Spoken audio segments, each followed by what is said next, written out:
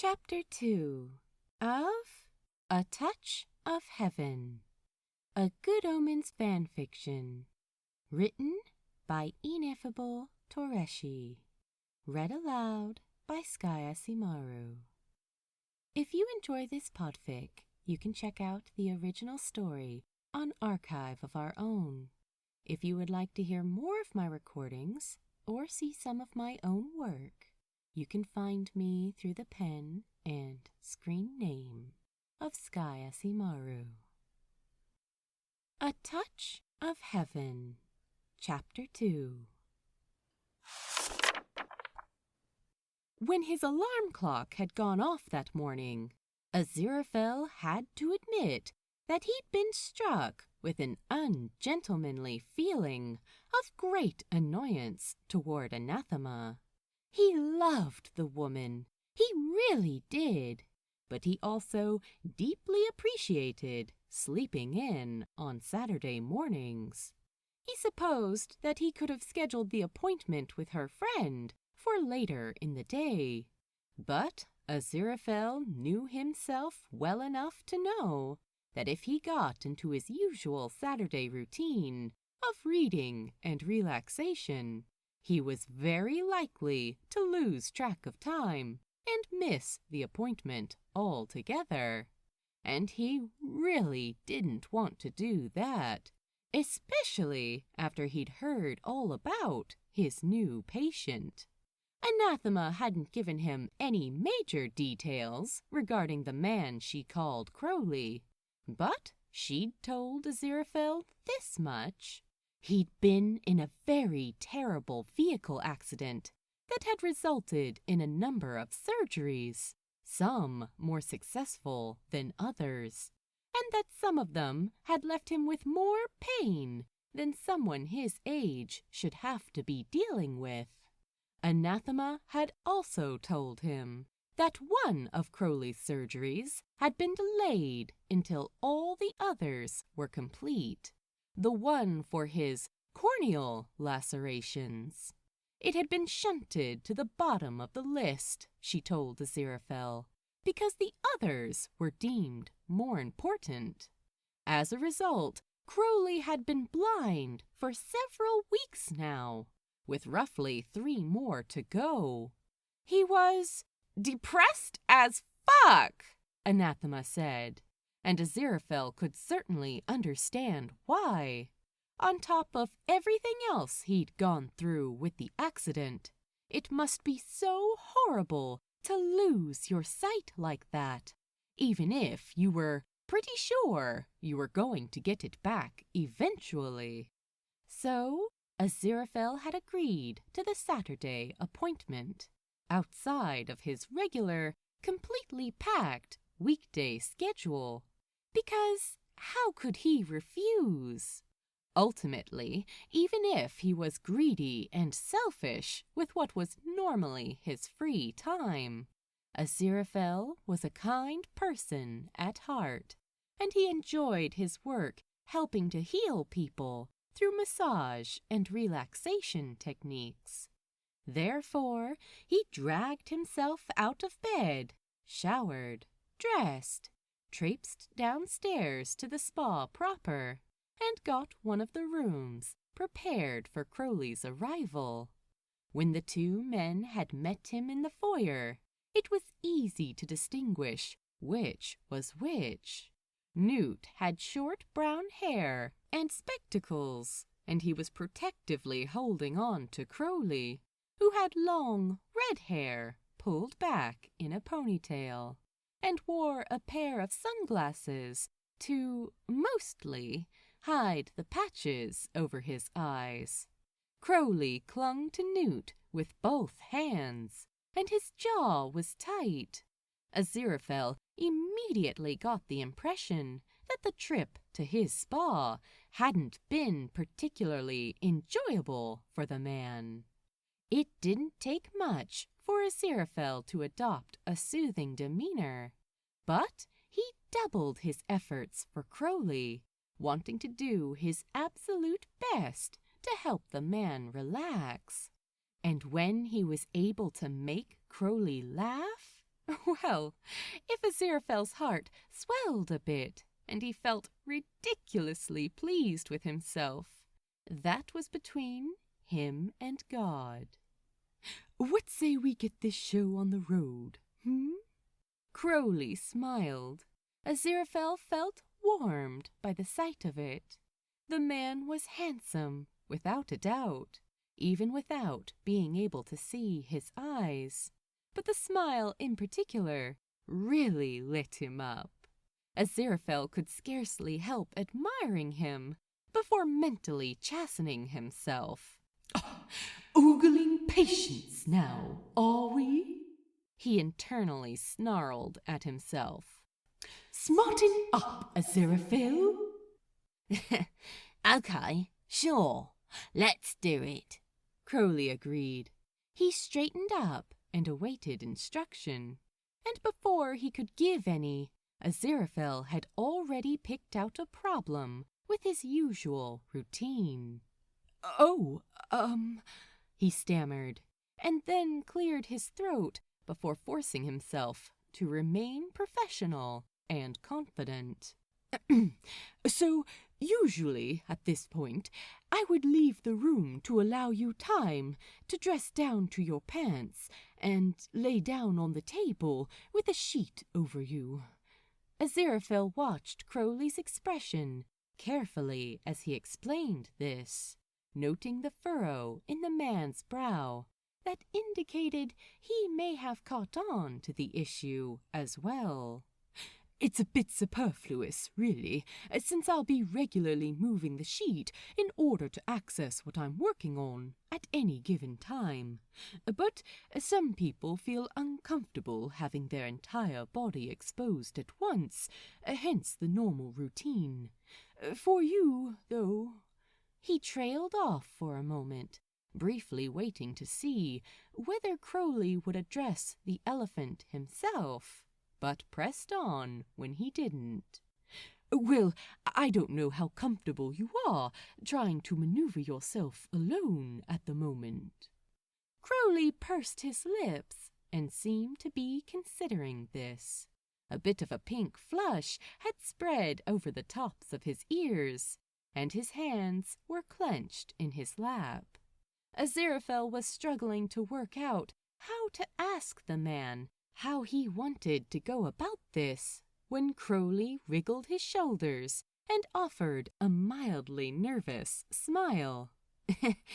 I suppose it doesn't much matter, he said, shrugging. I can get undressed myself, but maybe you could help guide me onto the table so I don't fall on my head. Aziraphale huffed a little laugh.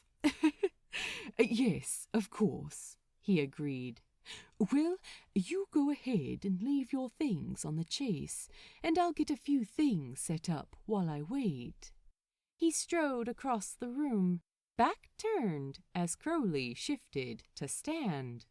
I'm just turning on some soft music, he explained, conscious not to startle the man with any sudden sounds. All right, thanks, Crowley said in a quiet voice, muffled by the shirt that he was pulling over his head.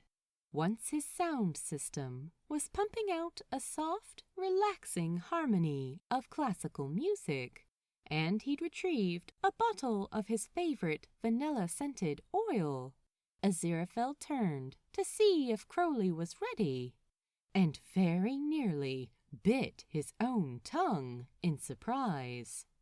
The thing was, Aziraphale had been in this business for a few years now, and the very nature of being a masseur meant that he saw plenty of people in various states of undress, most of them peeled down to just their underwear. And since Aziraphale was not, by any stretch of the imagination, a bloody monk, it was inevitable that every so often he would find himself faced with a mostly undressed body that he found to be physically attractive. However, Aziraphale was a professional and he had long since learned how to bury any unseemly attraction he might feel toward any of his clients. He was good at it. It was very rare anymore that he even really consciously noticed when that little pleasure center in the back of his brain lit up at the sight of someone. Right at this particular moment, however, that pleasure center was doing its level best to explode.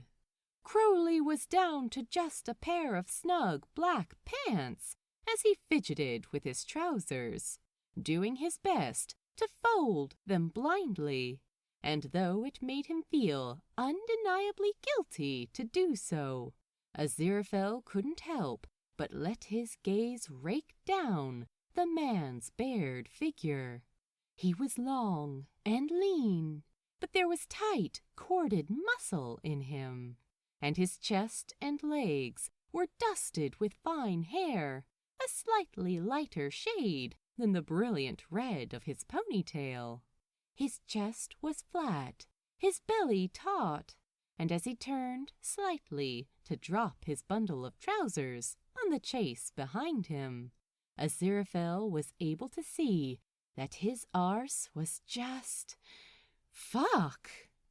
There were a number of scars from his accident and subsequent surgeries, some of them large enough and angry-looking enough to make the toughest man cringe in sympathy.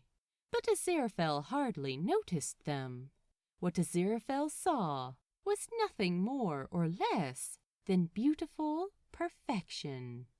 The Masseuse swallowed hard and gave himself a violent shake, ashamed but also a bit grateful that Crowley hadn't been able to see his reaction. Shifting a little from foot to foot and tilting his head to the side as though listening for something, Crowley cleared his throat and tentatively asked, Are you still there?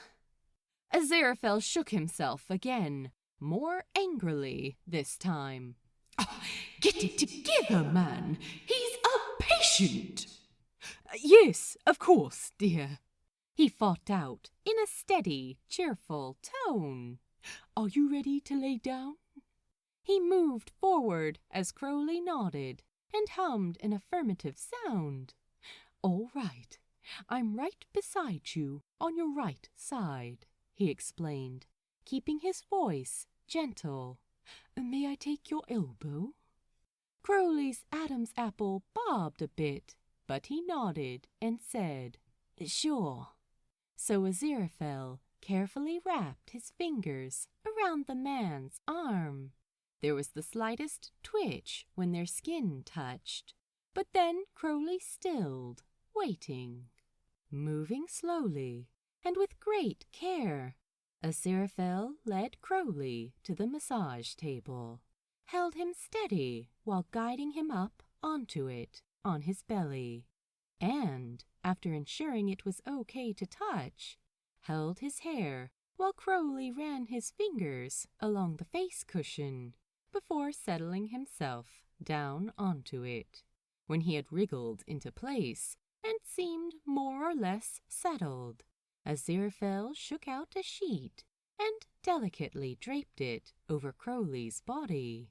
The kiss of the sheet against bare skin elicited a full-body shiver from Crowley, which caused a sympathetic shiver from Aziraphale. Comfortable? Aziraphale asked. Crowley's head wiggled a little against the cushion before he chuckled to himself and spoke aloud. It's pretty good, yeah. The smile that crept over Aziraphale's face was entirely involuntary. He found that, more than ever, he wanted to make this appointment as soothing and relaxing as possible for Crowley. Perhaps it was a bit terrible of him to want to give an exceptional experience to this one particular client, but he found that he simply couldn't help it. There was a powerful pull deep in his belly, making him want to treat Crowley with the greatest of care. "Okay, my dear," said Aziraphale, as he took a deep breath to prepare himself. "I'm going to start with a simple back and shoulder massage to help you relax, and then we'll begin to look at some of your injured areas. Is that okay?" It was impossible to see with his face in the round cushion, but Aziraphale felt certain that Crowley gave a little smile. "Sounds good, Angel." Aziraphale had just been moving his oil to the massage table, but he nearly dropped it in surprise. It was difficult to keep the breathy little stammer out of his voice when he spoke. "Angel." Crowley wriggled a little on the table in a way that could have been either pleased or embarrassed. The funny little hitch in his voice suggested that it may have been the latter. "Yeah, well, you said you're named for an angel, right? So I just, sorry, I didn't mean to make you—" "It's fine," Aziraphale said, a bit too quickly and a bit too loudly. Even if Crowley hadn't been incapable of sight at the moment, Aziraphale would have been ridiculously grateful for the cushion that kept him from seeing the way his monsieur was blushing. "It's quite nice, if I'm being honest, and I know that my name is a bit of a mouthful. Please, feel free to call me whatever you wish." "Oh, Lord, was that too much?" His words seemed to settle Crowley, though. His shoulders slumped a little as the slight tension went out of them. "Oh, okay, if you're sure." Aziraphale sucked in another deep, quiet breath and couldn't resist grinning like a fool. "Quite sure," he insisted, and then continued on with what he'd been doing when he'd faltered. "You're going to feel me folding the sheet down to your hips," he explained, "and then I'll begin with some lightly vanilla-scented oil. It should be pleasantly warm, but let me know if anything at all bothers you, and we can adjust as needed." Crowley shivered a little as Aziraphale moved the sheet, but his voice came back, soft and calm. "All right, Angel, I will." Aziraphale took a slow, deep breath and let it out very slowly, while rubbing some oil into his hands. Then, when he felt he was capable of controlling himself, he pressed his hands to Crowley's shoulders. There was a bit of a twitch and a tensing at the first touches, but as Aziraphale spread his fingers across tight muscles, working in a light but firm pressure, Crowley let out a soft sigh and began to melt. For several minutes, Aziraphale worked in silence, just listening to Crowley's slow breaths and carefully seeking knots and sore spots. The flesh of Crowley's back was smooth and warm. It felt lovely beneath Aziraphale's palms, his fingertips. He wondered a little bashfully which of them was currently enjoying the touch more. "Your tattoos are lovely," Aziraphale found himself sighing, without thinking about it. He'd noticed the little coiling snake by Crowley's right ear when they'd met, and thought that it was quite cute. But the larger tattoo that spread over the man's shoulder blades and halfway down his back was magnificent. Black wings with shimmering silver accents, each feather meticulously detailed to create an image that almost seemed to leap off the skin. Crowley squirmed a bit, But this time Aziraphale was certain that it was a pleased movement. "Thanks," he murmured, a bit sleepily. Good, Aziraphale thought. Sleepy means relaxed. "Designed them myself." Oh? Aziraphale was suitably impressed. He took the time to admire the beautiful details of the ebony wings as he pressed his thumbs down along either side of Crowley's spine. That's quite a talent. Are you an artist? Crowley's shoulders twitched in a little shrug. "I actually own and run a pub. Or I will when I can see again. But I dabble in art and done some designs for friends, and I've got a few more I'd like to use for myself. I might, His voice trailed off for a moment before he seemed to recover from wherever his mind had traveled to. I might use 'em to cover up some of the scars." Aziraphale's face twitched into a small cringe of sympathy. He wondered whether anyone had told Crowley about his scars, or if he was guessing based on having run his own fingers over them, trying to build the image in his mind. He wondered whether he should try to reassure Crowley or not, and decided that it was best if he didn't. It wouldn't do to have Aziraphale insist that Crowley's scars weren't so bad, only for Crowley to regain his sight and be absolutely horrified by what he saw. Instead, he brushed aside the mention of scars and said, "I'd love to see them if you do. What types of designs are you thinking of, if you don't mind me asking?" Crowley let out a low grunt when Aziraphale gave his neck muscles a firm squeeze. Aziraphale watched the sides of his throat twitch as he swallowed, and felt himself mimic the action.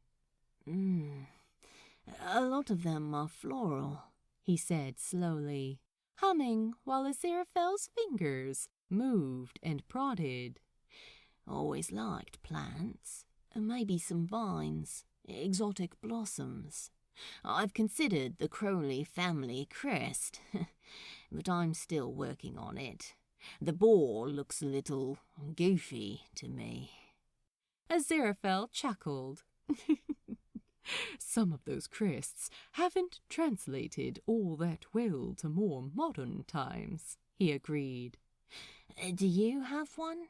A family crest, I mean?" Crowley asked. "Your surname is Fell, right?"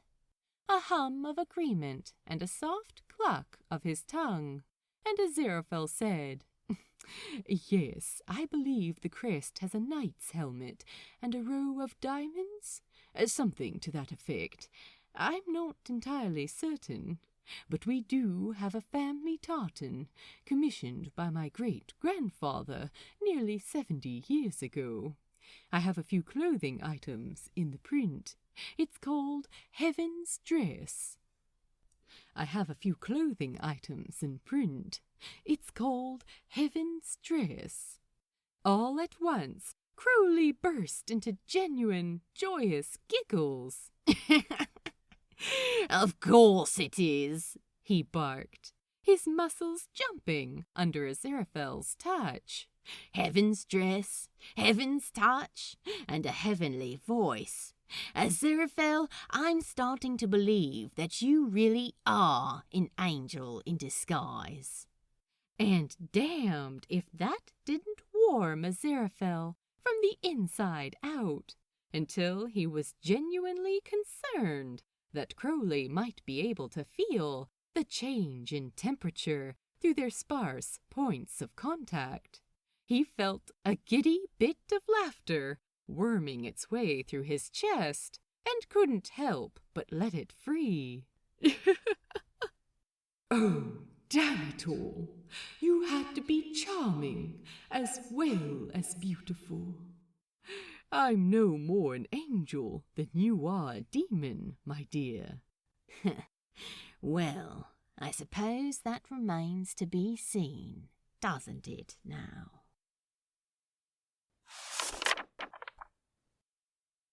End of Chapter 2. Thank you for reading. Please drop by the archive and let the author know what you thought of their work.